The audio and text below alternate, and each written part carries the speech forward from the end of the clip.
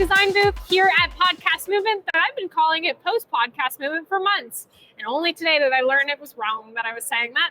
We led today with our panel at 10:15 a.m. that was all about video creators and video podcasting and what you need to know. And that's where I met Mr. Charles Shaw. How you doing? Doing well. Pleasure. Thank you for having me. I'm so happy you're here. You came back. And I know you came back because you're looking to speak more in public. You're looking to do more speaking engagements. Tell me about it. What do you do now? Well, right now, I just retired in the last year from federal government. Wow. And I'm proud of that. But I don't want to just stay stagnant. I want to get into different arenas. And I recently joined the National Speakers Association in Orlando, Florida. And I felt that if I come to the show, I want to meet speakers like you. Oh. You inspire me just by how you delivered your Thank message. you. Well, handled the panel and delivered your message. Thank you so much. So I know you were like, let's do a brain picking session. What are kind of some of the questions you have, or where can I be of like most help? I don't know. Well, first off, I'm curious on how did you get into doing this panel speaking? Yes. What is your training? Yeah. And where you plan on going with your experience? Great questions. I would say Haley and I were actually, my co-founder Haley and I were talking about it this morning because I've never had any training.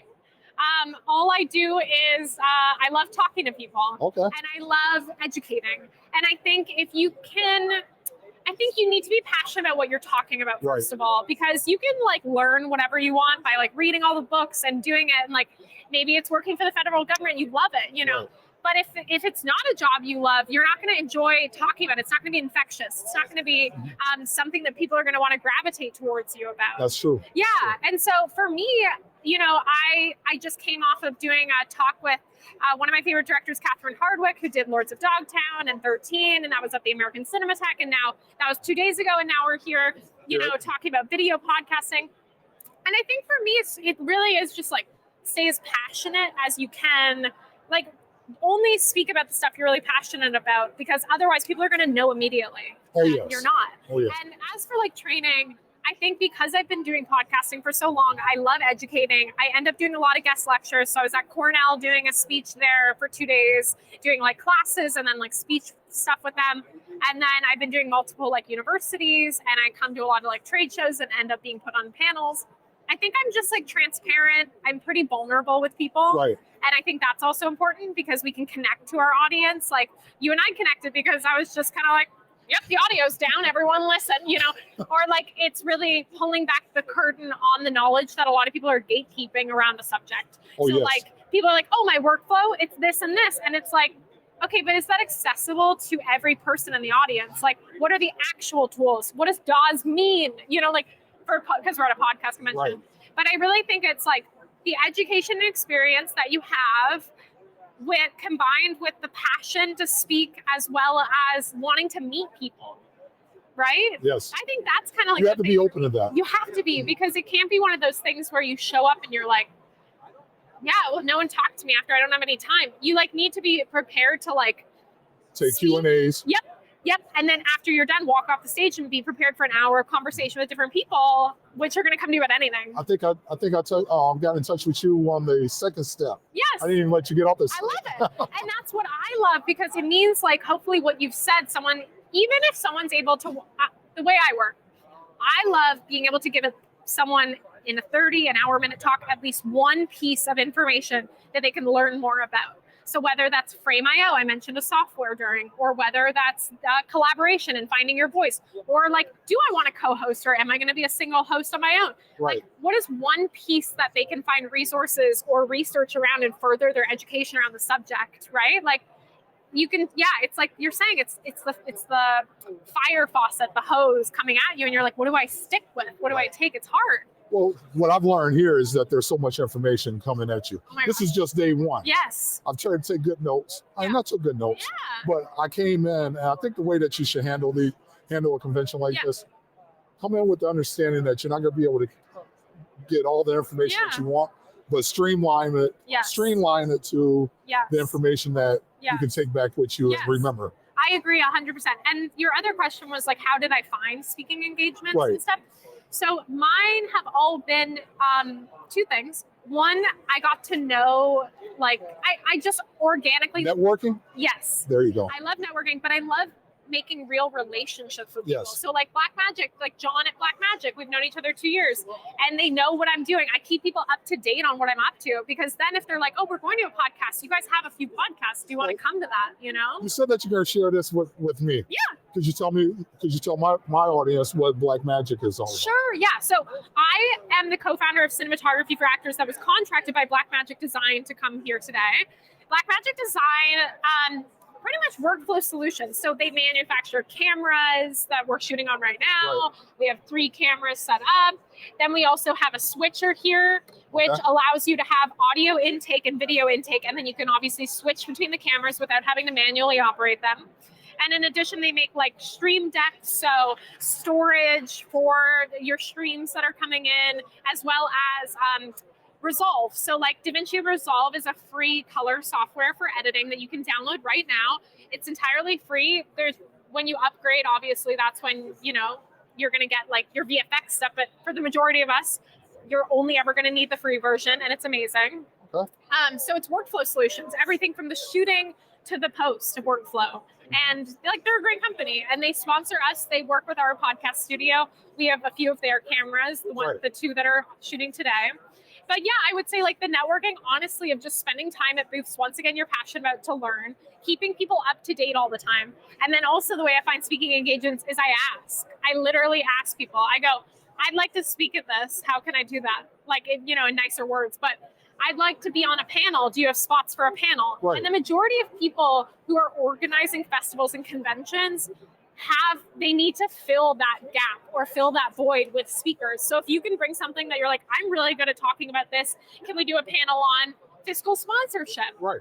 Yes, you can, because no one else is doing that. Find your niche, know how to talk about it, and be prepared to talk at length about it for years. Right. Yes. For example, yeah, you had to learn Black Magic. Yeah. In depth. Yep. You had to learn your panel. You had to learn each person's niche. Yes, exactly. Yeah. So it's like with Black Magic, the way I learned about it is not by memorizing it. It's because I've worked with all their products. Right. And so I can talk not about everything, but like the expectation is never that you know everything. The expectation, I think, as a speaker or doing speaking engagements is to be the insight into wanting to learn more. Right. So even if you're doing a deep dive, you should still be touching on just like a percentage of what people should be walking away with, so that each person is interested in their own aspect of it and can start to pull what they need from your talk that then incites other learning. So I also noted another thing that you did that was very professional. Oh. You made contact with the panel members before they came on stage. I did. We did a prep call on Friday where we just did like a 30-minute Zoom, and I just said like, who are you? What do I need to know about you? What are you interested in talking about? Because a lot of the stuff on panels that fall flat is when someone they're put on this panel because maybe they're sponsored by the company that's sponsoring the panel, but they don't really know the answers to those questions. Right. And then people are like, why am I here? You don't want to blindside them. You don't. Right. And so especially the larger they get name-wise, you really need to prep those questions and send them for approval sometimes, especially if they work for corporations. So I did a 30-minute call where I said, here's what I'm going to be talking about. What do you find interesting about that subject? And I had 3 pages of notes from that call where they told me about their background, what I could relate to, and also what they're doing, and then also like what they think might be an interesting thing for people to learn. And then I made those into a shared note, and then I shared it with them. Right. And those were the questions that we came with today. So it made your life easy and made their life even easier. Yeah, and it's just nice. I mean, anything where you can have people on the same page is just like a good place to be. Yeah. Oh, I like that. Oh, yeah. What else would you like to share with me? What else should I share? Sorry? Honestly, I think people really don't look at networking as an accessible tool for growing. Well, why do you think that? What changed in the world that people are afraid to network? I think no one here, because we're all. Well, we came with the intention to network. But how do we do outside? it? Yeah. How do we do it outside of a specific networking event where it's driven to like meet people? And I think people are afraid of it because they're afraid of the unknown, the uncertainty of what people are going to talk about. Rejection, maybe? Totally rejection. Right. And I just think networking, when people are told you need to network, is like, give me a break. I'm doing everything already. Why do I have to now go out of my way to find people, you know? Because it's like, yes, we have to learn our job, and then we have to have experience in our job, and then we have to have aspirations outside of the job, and then we have like work-life balance. So how do I have the time? How do I have the energy to meet other people if all I want to do is just this one thing? Right. But they don't realize that the answer is you're not looking for something from other people. You're looking for the resources. You're looking to like just kind of come off of each other, of like bounce ideas together or get to know people organically that are passionate about the same things you're passionate about. And networking for the wrong reasons looks like I'm just trying to make a relationship with the richest person in the room. Well, I or think the that's most successful, you know. I think that's where a lot of people make I mistakes. agree. Yeah, I agree. You should really be broad in an amount of people that you make contact with. And you should be looking for people to grow with. I always am. Relationships go. That's it. And also, we grow individually in our careers, and you never know like who you might meet now that you don't know how they play in, but later, 5 years later, they're like, hey, I remember meeting you at this thing. My friend is doing this thing. Would you be interested? Right. That's what's happened to me a million times over. And so I just think don't come into a perspective of networking as hard or not normal or hard, you know, whatever it is. Come in from the perspective of it's exciting, there's prospects, and have the attitude of being open-minded, because you never know what part of life is going to lead you down what path, and that network, that connection then might be the thing that takes you over the line to like get to speaking engagements or whatever it is you're passionate about. Well, I hope that our run-in, whatever you call this, will blossom into something. Our connection blossom into this. Yeah. Because I was very impressed in how you did that. And I want to also ask you, I want to network with the folks here at the podcast and put it on, and how to get on panels. What is your recommendation? I was interested in doing a panel discussion. How do you go about making contacts with folks? Yeah, so Black Magic organized this and then hired me to do it. But I met this guy, and I'm going to put him on blast so everyone knows his name. Greg Lilly. Greg Lilly, he works for the podcast movement, and he put his whole job is to produce the 167 or 76 panels over the next 3 days. Cool. So, seeing if I can see him around, he looks like a white surfer dude. I think he did a couple panel interviews today. Yeah. So he's like a white surfer dude. So if I see him, I'll be like, that's him. Because he would be someone to just start that conversation about like, how do I reach out? What does it look like? Is there a cost associated if I want to put it on? You know, things like that.